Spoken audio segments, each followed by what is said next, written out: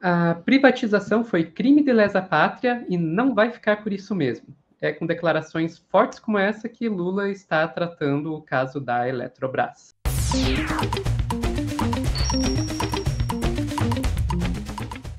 Aqui a gente vai falar daquela entrevista que o Lula deu à TV 247 no dia 21 de março.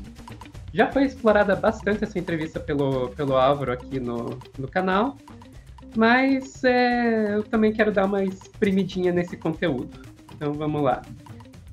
Sem enrolar, vamos direto ao ponto.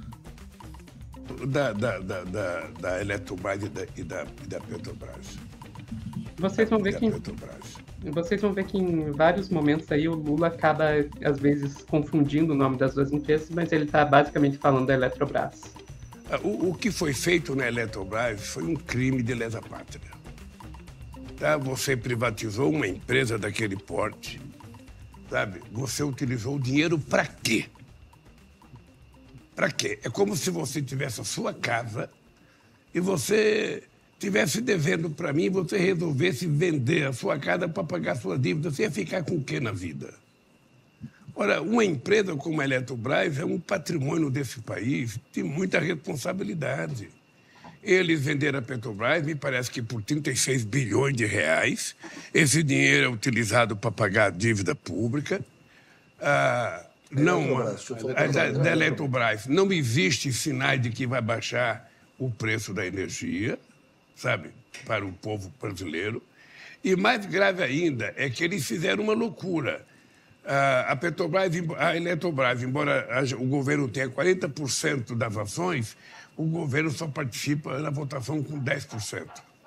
Segundo, se o governo quiser comprar ações, o governo tem que pagar o triplo do preço que paga uma outra empresa comum. Ou seja, foi feito para proibir a gente de tomar ela de volta. Então, você vê, bastante coisa importante que o Lula levou ali, inclusive umas coisas bem sem noção, do tipo, puta, por que é mais caro para o governo comprar ação do que para outros acionistas? Por que o governo, tendo 40% das ações, ele tem menos voto? Então, vários pontos. Mas também tem vários pontos ali que sobre essa privatização da Eletrobras que o Lula não chegou a falar, né? Então, como, por exemplo, que a quem auditou a proposta, as contas lá da privatização foi a PwC, que foi a mesma auditoria que auditou as contas das Americanas. Então, aquelas contas que deram um monte de problema que mais tarde, então, isso aí. Também foi um dos principais investidores a comprar a Eletrobras foi a 3G Radar, que tem lá como seus principais acionistas o Lehman, Sucupira e Teles, de novo os mesmos que compraram a Eletrobras. Eu e o Tássio, a gente já discutiu isso aqui no Meteoro em outra live, a gente até tem um corte que dá bastante detalhes sobre isso, que vocês podem ver depois desse aqui, mas só se vocês quiserem. De qualquer forma, eu tenho um trechinho desse corte que eu queria mostrar aqui, que foi uma entrevista com o Gilberto Bercovitch, feita no 28 de janeiro, lá na TV 247 também, que é um professor da USP, que vai falar para a gente um pouco sobre o tamanho da confusão que pode dar essa privatização da Eletrobras. Crônica da morte anunciada. A questão é se o governo vai querer retomar o controle da Eletrobras, que é necessário, que é algo fundamental para o desenvolvimento do país, antes de acontecer o desastre, ou não. Que o governo vai ter que assumir, vai ter que assumir. A questão é se vai assumir hoje, de maneira planejada, organizada, enfim, até negociada, se for o caso, ou vai ter que assumir no desespero, né, numa crise qualquer, vamos supor que tem uma crise hídrica, tem alguma crise de energia, a Eletrobras entre em colapso aí nas suas finanças, o governo vai ter que assumir correndo de qualquer jeito e gastando aí muito mais dinheiro do que deveria para poder salvar a prestação de um serviço que é essencial, que não pode faltar para ninguém. Tá, não me deixa esquecer de fazer a comparação com uma estrada aqui pertinho das nossas casas no final, tá bom? Beleza. Me ajuda, beleza. me ajuda. Beleza.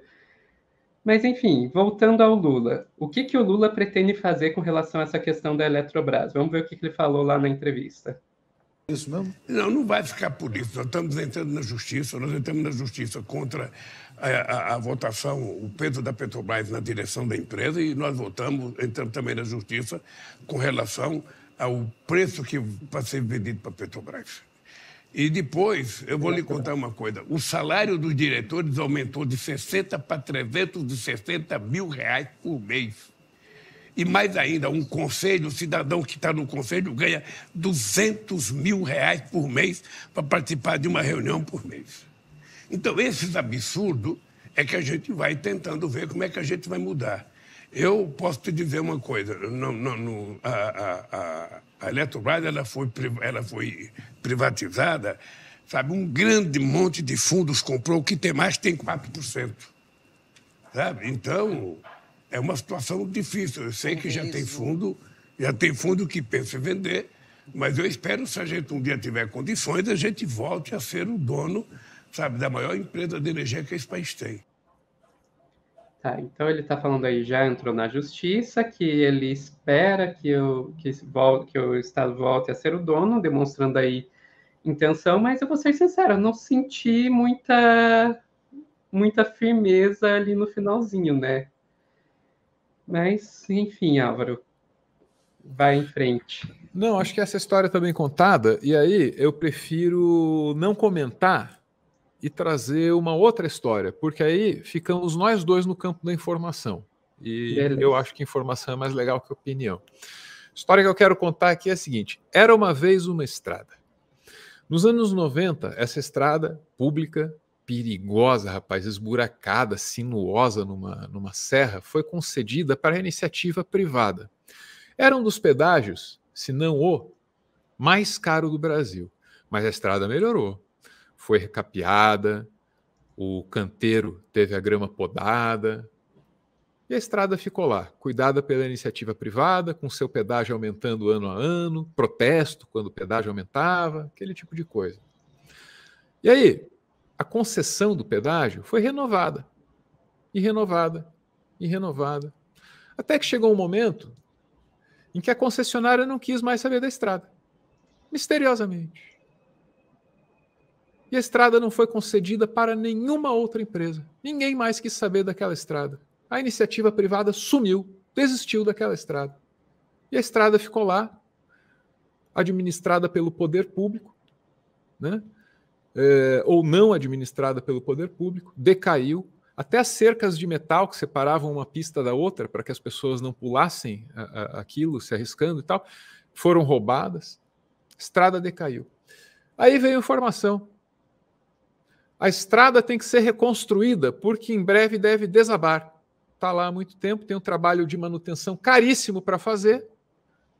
E aí, coincidência ou não, as pedagiadoras desistiram dessa estrada um pouco antes desse problema ser descoberto. Agora resta ao poder público, a mim, a você, fazermos esse esforço coletivo de reconstruir essa estrada para dar-la na mão de uma empresa que aí sim vai cuidar dela e vai cobrar para a gente passar. Eu estou dizendo isso porque, por filosofia, por maneira de enxergar o mundo, não sou muito fã de privatização. Mas olha, existem privatizações e privatizações. Acredite, algumas podem ser ruins, outras podem ser piores. Se você nunca precisou dos serviços de uma demolidora, talvez você não saiba o quanto esse mercado evoluiu nos últimos anos. Explosões, por exemplo, são coisa do passado. O material é caro e a mão de obra consome muito tempo. Existem soluções mais modernas e a Braskem é líder nesse mercado. Com sua técnica revolucionária, a Braskem executa seus trabalhos de demolição de maneira sustentável. Com a técnica Braskem de demolição, uma camada de solo é retirada debaixo da construção, de maneira precisa e eficiente, sem explosões, sem sujeira e sem barulho. A Braskem Demolições tem tradição e experiência no mercado. Apenas em Maceió, Alagoas, a empresa já executou mais de 30 mil demolições. Por favor, pesquise e descubra a satisfação dos clientes da Braskem. Braskem, ninguém denuncia porque ela anuncia. O produtor de conteúdo adverte. A referida empresa obviamente não patrocina esse vídeo e por responsabilidade jurídica somos obrigados a explicar a piada, estragando toda a graça que a mesma eventualmente pudesse ter. Pela sua compreensão, o nosso muito obrigado. A mesma é foda, né? Texto jurídico.